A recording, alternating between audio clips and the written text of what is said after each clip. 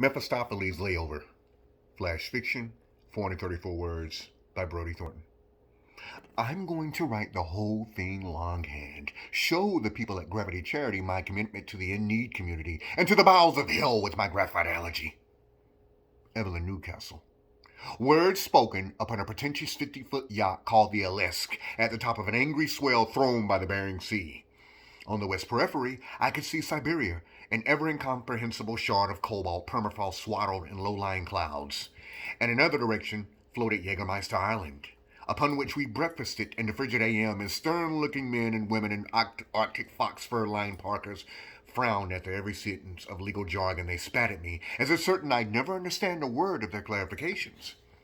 Clipped tones with a side of frowns over salted amul, poached eggs, and warm iris. Splendid morning affair, absolutely old world perfect, Evelyn had said to me, her dazzling eyes on a swarthy he-man in an emerald muffler who was trying to force an ivory-set pen into my hand. Isn't a breakfast I would recommend. Do you understand the terms of your agreement with Miss Newcastle? Asked the balding titan of a woman in a flawlessly aggressive Russian tenor who sat opposite me. At the head of the table of ice we sat around.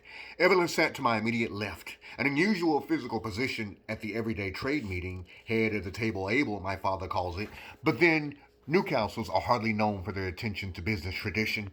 I stared at Evelyn, who smiled at me and said, "Well, darling, do you?" As if the 10-year agreement I was making with her interested her far less than how I'd handled the unorthodox initiation. Romance writers. Go figure. A family line of romance writers, each creative successor to his or her newly deceased relative, figure a bit harder. I do, I said to the balding titan opposite me, but I'm a tiny bit uncertain when it comes to what my position... The titan frowned, snorted, leaned to a squat gentleman to her right, barked what was obviously the Russian word for dipshit into his face, and turned back to me, the squat gentleman grinning at me in a wholly self-satisfied way. His teeth were savage points behind unpleasantly fleshy lips.